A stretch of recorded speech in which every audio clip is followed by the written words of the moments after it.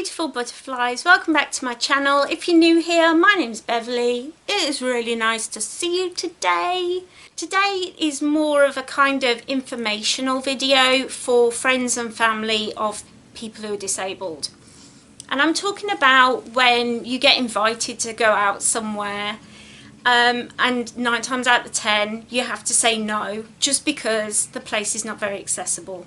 That's what we're talking about today. So if you want to share this out, that would be fabulous. I just want to raise awareness and get more people thinking before they book events and places to go if they're going to invite somebody who's disabled. So the first point I wanted to make was the entrance to places. A lot of the time, if it's an old building, it'll have steps. A lot of the time it will be hard to get in. And they might say they're accessible, but they might not even take into account the steps. There's an Indian restaurant that me and my husband go to quite regularly, and we love it there. But they've got a lot of steps to get in, about 10 steps to get in. So we can only go when I'm having a good day. And we went the one time and I was like, oh, I'd love to bring Mum here, but she's a wheelchair user. She's got multiple sclerosis. So I said, do you have a ramp for the steps or a different way to get in? And the guy just looked at me and was like, we don't have a ramp, but there's plenty of waiters so we can lift her and carry her in. And I was just like, no. And there are places that have like homemade ramps and things like that are just dangerous. And if you just take like 5 minutes to just think, can my friend or relative, can they get in there safely? It's just the worst when you get somewhere and you've been invited and you're really excited and you've used up like 90% of your spoons just doing your hair and putting some makeup on, and you get to the event, you're getting over your anxiety, and then you realise you can't even get in the front door. Do you know what I mean? It's just starting out as you mean to go on, really, is what I'm just kind of hinting at. The next point is toilets. This is something a lot of people don't like to think about, or it doesn't even cross their mind. But disabled toilets quite often are used as storage. So you'll go to the bathroom and there'll be a pile of chairs in there, or or the cleaning supplies, and it's like, no. Or sometimes you even go in there and the emergency cords that are supposed to go down to the floor in case you slip and fall and you have to call for help, they'll have those just like tied up to the top. So it's like, yeah, if I fall, this isn't safe. But the biggest thing is just making sure that people can get to the toilet, and also that there's enough room in there if they're a wheelchair user that they can get on the toilet, and that it's not too far away from where you're sitting. And also, I mean, I don't even know how people get on who have to have somebody to help them change, say an adult diaper or nappy, that sort of thing. I met a girl at an event I went to, and she was like, oh, I've got to wait for my sister to get here to help me get changed. And when I thought about it afterwards, I was like, I've been in the accessible toilets and there's nowhere to lie down. Like, how's she going to get changed? It's little things like that. You just think about how, if that person has bladder issues, if they are easily embarrassed, they don't like to talk about it, just make sure you've thought it through a little bit.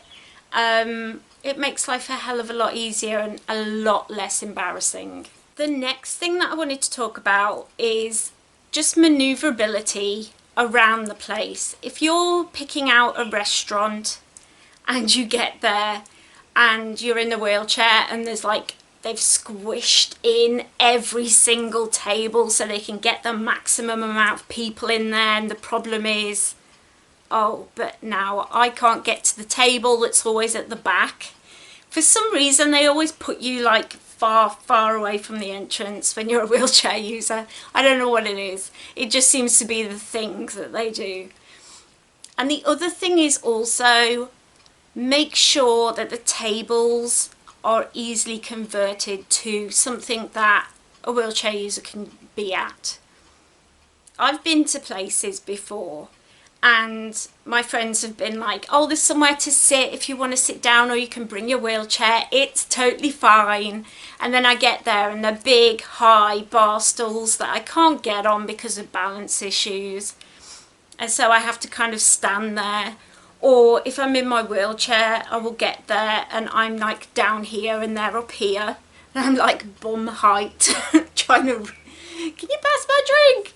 It's just, oh, you can't be involved in the conversations, that sort of thing. Just make sure everybody's going to be at the same level and that that person's included. It's really important, and it's a small thing that takes you 2 minutes to find out, but to that person means so much that I can't even tell you how much it would mean to me if I found out that a family member had just rung up to check, that sort of thing. The next thing is food intolerance. Nowadays, food intolerance is kind of taken as a joke. It's something like, oh, she's allergic to gluten. It's some diet. And yeah, there are those people. But don't ever assume that somebody who is gluten-free is going to be fine with everywhere you've chosen to go. Make sure you've checked the menu has gluten-free options, has options like sugar-free and stuff like that, if you know that somebody you've invited along has those sorts of intolerances. And again, these are just things that you can look up on a website or email and ask, or pop in and ask. And it makes all the difference, because some people have allergies that if they eat that thing that to you is nothing, they could die. They could end up in hospital. Anything could happen. And so it takes nothing to just check on these things. And I find a lot of restaurants don't really take it that seriously. I've been places and it's been like, oh yeah, you're gluten-free. Oh, we'll just leave the bread out. And it's like, well, there's gluten in other things. So it's just kind of, yeah, just making sure that you're picking places that take that seriously if you know somebody in your party has those issues. And lastly, I just want to remind you that there are certain things that are just expected at events, like a birthday party where the disco is going to have flashing lights. That cousin Mildred, who's got epilepsy, will end up in hospital because you had the flashing lights. Or Uncle Ted, who's got chronic migraines, will end up with a migraine because the music is too loud and there's flashing lights. It's things like, if you're planning to go from one venue to another, there's been a few times where I've been invited to things that friends have done, and they've been like, well, we're meeting at this place, and then we're going to this place, and then we're going to this place, and it'll be like, right, how much walking is in between each of those things? Because am I going to be left stranded? Am I going to be able to only go to this or only go to that? Like, try and make sure you've planned it so that that person can be involved. Because at the end of the day, being disabled, being chronically sick is very isolating. We rarely get to see anybody. We don't get to go out as often as everybody else, and we're kind of hidden away in the corner of the world. It kind of feels like we're like sat there going, please invite me.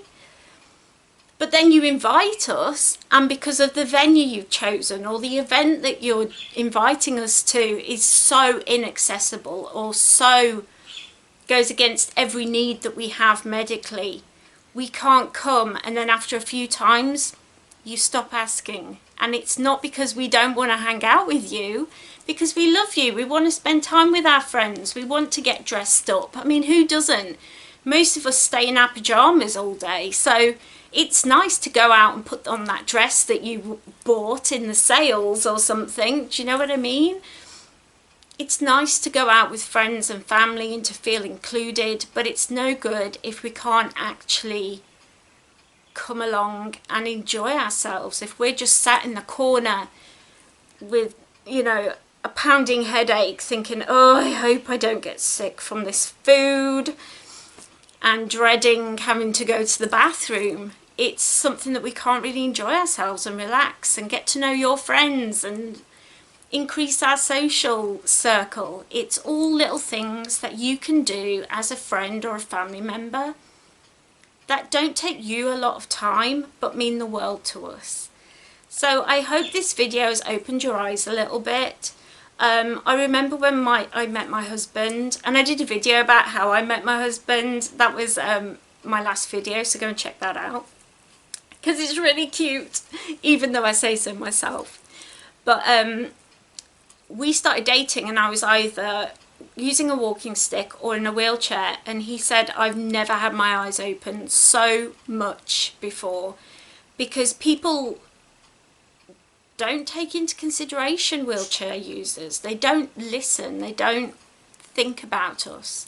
And so I hope this opens eyes and educates and gets us out more, gets our friends thinking about us if they're thinking of inviting us. Guys, I hope you enjoyed this video. I hope you will share it. I hope it will make a difference. That's what I really, really hope.